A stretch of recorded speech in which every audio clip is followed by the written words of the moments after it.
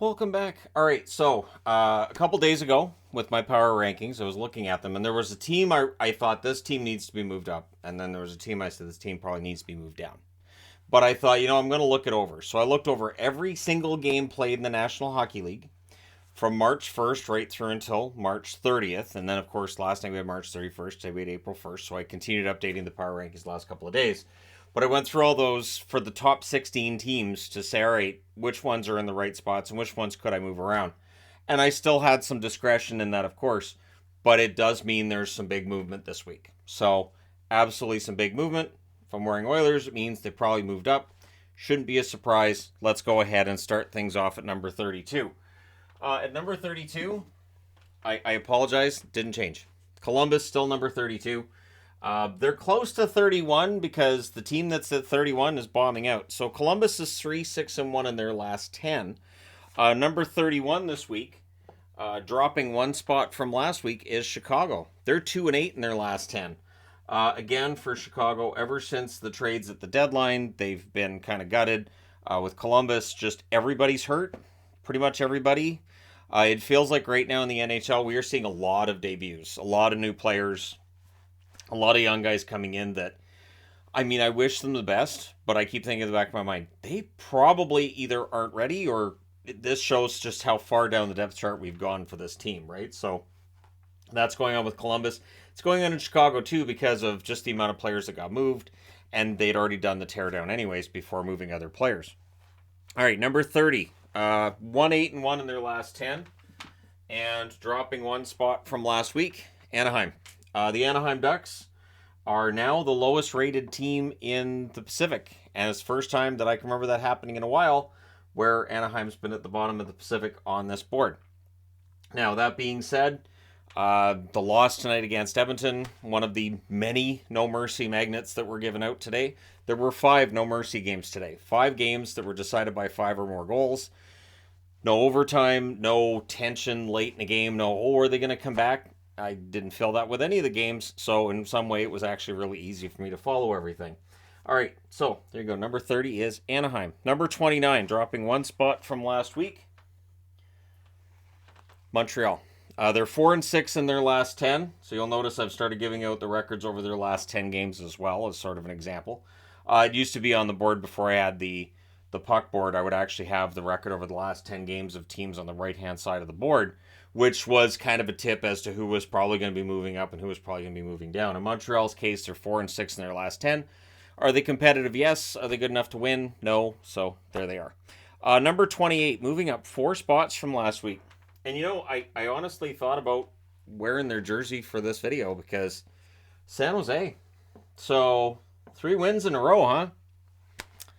And so beating the Jets, and they beat Vegas, and now they beat Arizona, and now they're no longer last in the league. They are now ahead of Anaheim, Columbus, and Chicago. So they've gone from the best odds of getting the number 1 draft pick to the 4th best odds in a week, which, again, I'm sure San Jose fans are going to be perfectly fine with. And, and they've looked good over the last few games, too. That's the weird part. It's like all of a sudden they're like, all right, well, I guess we could win some games. Sure, let's do that. And now they're 28th on the board. Number 27, dropping one spot from last week. They're 5-3-2 over their last 10, so it's not that they're playing awful, but Philadelphia's had their hits and misses over those 10 games. So they've won 5 out of 10. They've lost 5 out of 10, but only 3 of those in regulation. And again, it keeps them from being any threat to drop this far. Remember, we have next week's power rankings, which will be after the 16-game day of Saturday. And then the following week is the final power rankings. Now, last year, the final power rankings of the year we did as a live stream. And it's possible that I do it as a live stream again this year. I'm debating about whether to do it as a video or as a live stream. So number 27 is Philadelphia. Number 26, moving up one spot from last week. They're 4-6 in their last 10. And that's Detroit. So that's your reverse retro Detroit from a few years ago. And that's just... It's there. It's the thing. Anyways, they move up the one spot. They had a couple of wins this week. They're playing well enough to keep things interesting, but then the big loss against Winnipeg. So it really is just a matter of them playing out the string. But the improvement is there for Detroit. Do not lose faith in Detroit. Number 25, staying in the same spot as last week, the Arizona Coyotes. So for the Coyotes, honestly, that 7-2 loss tonight, it's like, all right, so they had actually moved out of this bottom row at one point during the week, but they got absolutely annihilated by San Jose, who had 7 power plays and all those turnovers. And just, it feels like Arizona has regressed to where they were early in the season when things were bad during that opening season road trip, which was ridiculously long and all that. But it does feel like they've sort of fallen into some really bad habits. It has to be frustrating for Andre Tourigny because he needs them to play at their best and really show that strong work ethic and not hand the puck away because they don't have that top end talent throughout the lineup to win the games.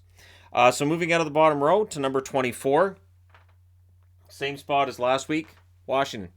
The Capitals are 3-5-2 over their last 10, the same as Arizona.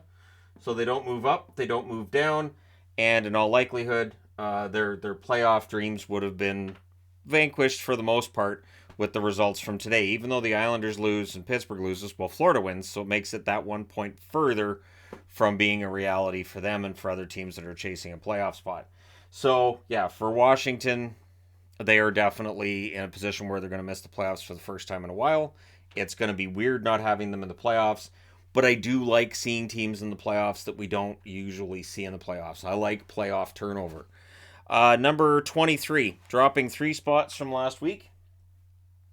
And they're 6-2-2 in their last 10, but Vancouver.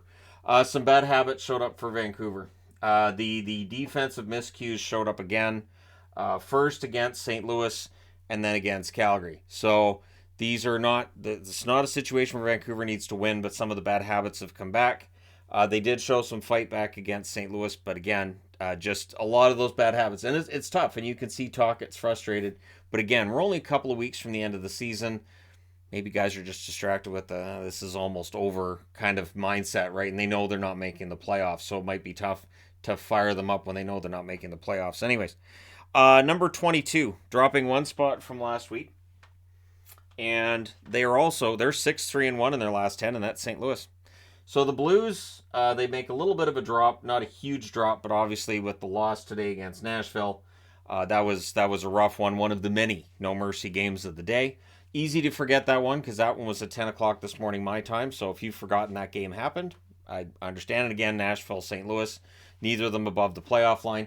It was Marigold matinee. It was all 4 teams in those matinee games, all of them have Marigold in their jerseys. Prominent in all 4 too, so it's kind of weird. You had St. Louis, Nashville, Pittsburgh, and Boston. Or as the NHL deems it, the color they call it is sunflower. Same shade. So yeah, 22 is St. Louis. Number 21, moving up 2 spots from last week. They're 5-3-2 in their last 10 games, and that's Buffalo. So for Buffalo, there's still hope there. There's still hope to make the playoffs. They were probably very happy to see both the Islanders and the Penguins lose. Probably less happy to see Florida win. So for Buffalo, they're keeping that hope alive. They've won a couple of games, but again, they're 5-3-2 in their last 10. They're not setting the world on fire. And what they've done this year, at least over the last couple of months, it feels like they get a few games and then they give away a few games. They get a few games and then they give it away. So we'll see what they're going to do this time around. Number 20, moving up 2 spots from last week. They had a good week. Decent week. Nashville. So part of the matinee of Marigold. The Nashville Predators end up switching spots basically with St. Louis, right? St. Louis drops a spot. Nashville moves up 2. So basically for Nashville, they're still in the picture. With Winnipeg not being consistent from one game to the next, Nashville could still get this spot. They absolutely could. They could end up being a playoff team. It could happen. And it would be very interesting to see what happened in the playoffs because they got a lot of guys that are hurt. Would they be able to come back for said playoffs if they got there? Could any of them return before said playoffs? Because again, a lot of guys that have been hurt for the Nashville Predators. Number 19, dropping 2 spots from last week. And they're 5-5 in their last 10, and that's Winnipeg. So they had a very good game against Detroit. But Detroit's 26th on the board. I want to see what Winnipeg does tomorrow when they're at home against New Jersey. That'll give me a better picture as to whether or not Winnipeg's really and truly turned it around, or if it was just them playing against Detroit on the second half of a back-to-back that allowed them to get that huge result against Detroit. So they're still above the playoff line, but I haven't been that impressed with them, again, outside of that game against Detroit. So we'll see what happens with that game tomorrow between themselves and the Devils. That should be a fun one. Number 18, same spot as last week. So this was one I went over and back and forth over, but yeah, Ottawa, I think that's about the right spot for them. Over their last 10 games, they're 4-5-1. They just can't get over the hump tonight. They really needed that win over Toronto, and they played well enough to get the win, and they don't. I really honestly think they played well enough to get some kind of a result, and they didn't get it. And this has been the storyline this year for Ottawa. They play well enough to get the points, and it just doesn't happen for them, and you can see them getting more and more frustrated. Brady Tkachuk getting frustrated with it, especially. But yeah, it's been one of those years, and they have to stick to it, and next season make sure that they make the right moves so that once that puck starts going in, they have the crew that can keep it going and put them back in the playoffs next year. Number 17, moving up 2 spots from last week. 6-2-2 in their last 10, Calgary. So for the Flames, it's been an interesting last few weeks, right? So over their last 10 now, they are 6-2-2. They got the win in Vancouver. They dominated that game. I know Canuck fans were mad about the penalty and all that. I didn't even talk about it in the recap because I don't. And the reason I don't talk about the controversial calls is because it'll be in almost every game thread. Almost every single game, there's going to be, well, why didn't you talk about this penalty? Well, you talked about that one. So I don't talk about any of them until we get to the playoffs, because in the playoffs, of course, you've only got 16 teams in. There's only 4 games a day at most, and the penalties seem to be more important during the regular season, though I try to leave that by the wayside. But yeah, Calgary deserved that win last night. It still didn't make me feel better when it happened. Number 16, Vancouver sucked me in, and I don't like it. Number 16, dropping 4 spots from last week, Pittsburgh. The inconsistency continues. They're now 3-7 in their last 10. So they have fallen out of the playoffs, and they're not playing very well right now. And so yeah, they're 16th. I mean, I debated about having them as low as 18th, but they're at 16th on the board. I thought they played decently against Boston. I thought they did. Now, you can also counter with, yeah, that was Boston without Bergeron. And you'd be right. So I'm giving them a little bit of a benefit of the doubt and leaving them at 16th, but they've fallen outside of that playoff spot. They do have the 1 game in hand on Florida, but I don't know if they have it. You know, you look at that game, you look at the game against Detroit, I just don't know that Pittsburgh has it this year. So their streak of playoff appearances is definitely in jeopardy. Number 15, and moving up 1 spot from last week, the New York Islanders. For the Islanders, not an awful week, but I don't think that game against Tampa is going to make them happy. I think that's one that's going to tick them right off. And again, you know, there are so many games so tight together. March was a brutal month, and April's not a lot easier for these teams. There are still teams that have 7 games left, and the playoffs end, not this coming Friday, but the following Friday. That's a lot of games in a short period of time. For the Islanders, of course, other teams have games in hand on them. They should still make the playoffs. They absolutely should. They have a really good chance of making the playoffs, but then you see that result against Tampa, and it has to leave you wondering just a little bit, right? All right, number 14, dropping 3 spots from last week. And 4-4-2 in their last 10 is Seattle. Seattle, again, to me, it comes back to, do I trust Grubauer or Jones in a playoff series? Do I trust them to win a playoff series? Because part of what I'm aiming for with this board over the last few weeks is which teams are playing really well going into the playoffs. So that may make things more volatile on the board, right? For me with Seattle right now, I don't know.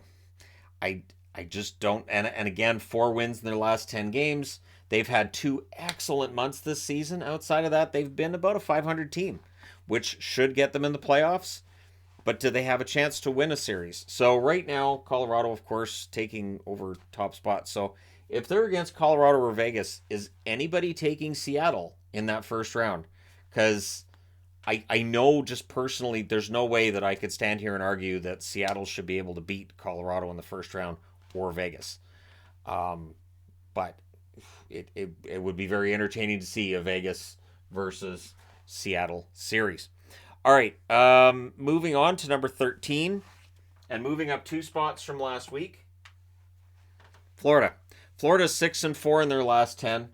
They've picked it up again. They had the 4 losses in a row, of course. And it just makes you wonder, like, if they had won a couple of those, just a couple of them, just 2 of those 4, they'd be pretty much home and cooled right now, and they'd be planning out their playoffs. So if they can maintain this, and they have the manpower to do so, and especially interesting in this is that with Bobrovsky being ill and Lyon going in there, they've kind of rallied around Alex Lyon. Lyon had a couple of rough starts, and they've rallied around him. Tonight, that shutout in part was because of really strong defensive effort, and they're protecting their goaltender. And so I think this bodes well for Florida. And that comeback win against Toronto, it feels like that could end up being a big deal.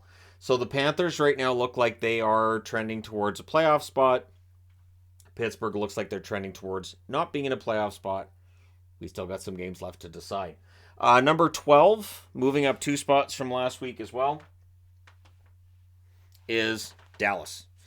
So Dallas still outside the top 10, but they're also third in their division now. So there's no longer the argument of Dallas being one of the top 5 or top 6 teams in the league. Yeah, right now in the overall standings, they're 11th. So Dallas has dropped in the standings, and this is something that I was kind of, waving the flag about for months, that I didn't think Dallas was necessarily playing that well, and now they're in a situation where they're probably going to be on the road to start the playoffs. They're a pretty good road team, though, and if it's Dallas and Minnesota, I kind of like Dallas in that series, to be honest. But I'd also like to see, my wife's team, I even told her tonight, I said, we could end up being enemies in the first round, meaning Minnesota against Dallas. She's okay with that. So we'll see how it turns out, and if it does turn out to be Minnesota and Dallas as the 2-3 matchup. We're quite diplomatic about it, though. We don't get mad at each other about it or anything. We're not competitive like that, so that's the first round series. At least a team that wears green goes to the second round, and at least one of our teams is still okay in the second round, right? So, yeah, we'll see if that's how things turn out. Number 11. Moving up 2 spots from last week, Tampa. Now, this is where things get difficult, because Tampa Bay over their last 10 games is 6-4. They had a very good week. They move up this week. They don't move up nearly as much as Tampa Bay fans are probably going to think they should, right? They had 2 shutout victories this week over teams that are in the playoffs. Well, they're already ahead of the Islanders. They're not ahead of the Canes on the board, but they're not far behind the Canes on the board. The Canes had a bit of a market correction this week. So Tampa Bay ends up at 11th, and I debated about whether or not to put them at 10th, because at 10th on the board is Carolina. Carolina drops 6 spots, and really that was a big part of what caused me to go through and really look at the numbers and really study up on how the month of March had gone and say, okay, which teams have actually done really and should be at certain points on the board. And Carolina, the reason for this was because there was a game early in the week where I had Carolina drop on the board, and they dropped like 3 spots, and I went, that seems a bit much. Am I overreacting? So I did all the maths on it, and I went, nope, if anything, I've underreacted, and I probably should have dropped them sooner. So, yeah, Carolina drops down to 10th. I know they got the shutout victory over Montreal. Montreal drops this week down to 29th, so we'll see with Carolina. Tomorrow, they are against the Islanders. So both the Islanders and Carolina coming off of... Carolina's coming off of a win, but a rough week overall. And the Islanders coming off of getting a real, spanking at the hands of the Tampa Bay Lightning. We'll see how they respond and how things go between them and Carolina. That could be a very low-scoring game. Could be a low-event game, too. So we'll see how it goes. Number 9 on the board this week, dropping 4 spots from last week. And 4-4-2 in their last 10, New Jersey. The Devils, and I remember seeing early in the week, there was a Devils fan that said we'd better be in the second row with the way this week's gone. And they're in the second row. Now, the funny thing is, they closed out the week with a couple of wins. But again, when I went through and I looked at the month and I looked at everything that's been going on, and again, they're 4-4-2 in their last 10. I do feel like there are 8 teams right now that are playing better than they are. That being said, they've got a lot of good, exciting young players. They're going to be a lot of fun to watch in the playoffs, especially since they're going to be against the New York Rangers, who stay 8th on the board. So the Rangers and the Devils, by my account and by the maths, they're close. They're close, and this series could be absolutely ridiculous. This could be a great series. Could be a lot of fun, could be pretty wide open hockey, and I love that. So the Rangers and the Devils, I remember the battles they had in the mid-90s that weren't quite as wide open as I think this is going to be. But yeah, the New Jersey Devils, I think, are a legit contender. I think the Rangers have established they're still a contender. And so, yeah, this is going to be a fun series when we get there. Unless Carolina drops out of first. But I do think Carolina probably holds on to first. Number 7 on the board, moving up 2 spots from last week, Minnesota. So Minnesota's back in the top row. Again, with the math I did this week and with looking at all the numbers and everything. Right now, Minnesota 6-2-2 in their last 10. I did not bust them up for that win over Colorado. Because again, in that third period, Colorado outshot them 19-4. I understand the idea of, well, they had a lead and they were sitting on it. That's not usually a winning formula in the playoffs. If you do that in the playoffs, you will very often lose. If you have a 5-goal lead, fine. You have a 2-goal lead, you don't do that. 2-goal leads can disappear, especially in the National Hockey League this year that's seen more multi-goal comebacks than any year in history. You do not sit on a 2-goal lead. So Minnesota, and then combined with the result out of Vegas tonight, they don't end up being as high up on the board as they otherwise would have been. Number 6, moving up 1 spot from last week, Toronto. So the Maple Leafs are in the top row still. Maple Leafs have been in the top row for a very long time. They're playing well.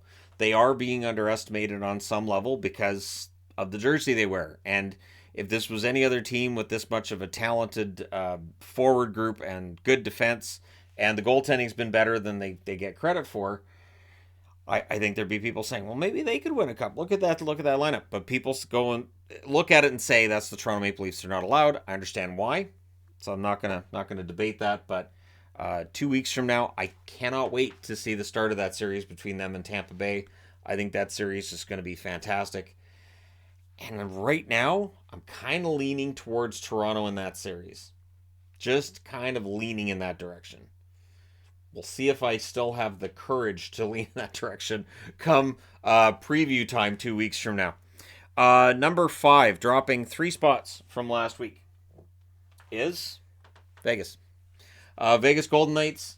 The one good thing, not just the one, but the good thing with Vegas right now, you look at the guys who scored tonight. You get goals from guys like White Cloud, Hutton. You get a goal from Howden. These are guys you need scoring if you're going to have success in the playoffs. It's the depth guys that can get you through. Now, the star players will take you to that level, but getting that production from your depth guys, and the goaltending's been pretty good from Brossoit lately. I do think that for Vegas, they might end up being a dark horse. I think there will be a lot of people taking them to win the Stanley Cup. For people who think a team out of the West has a chance, they may view Vegas as the sexy pick because maybe they'll view Colorado as too beat up, not having had their healthy roster all season, and maybe expect a letdown after a Stanley Cup win last year. But we shall see. Number 4, dropping 1 spot from last week. So just a 1 spot drop for LA. Not a major drop. The win over Seattle helps. If they hadn't beaten Seattle tonight, I'd be more concerned. They're definitely playing a stifling style of hockey. They are trying to limit the chances of the opposition as much as humanly possible. I love Korpisalo's numbers. Copley had a good night tonight, too. That'll have a safe percentage above 900 now. But playoffs are really the question, right?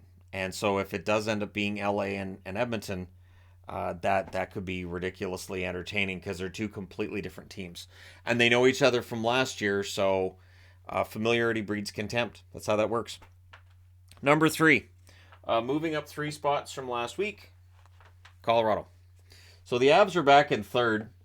And again, this is legit. The Avalanche are 8-2 in their last 10. And going through records, LA is 6-2-2 in their last 10. Vegas 7-2-1.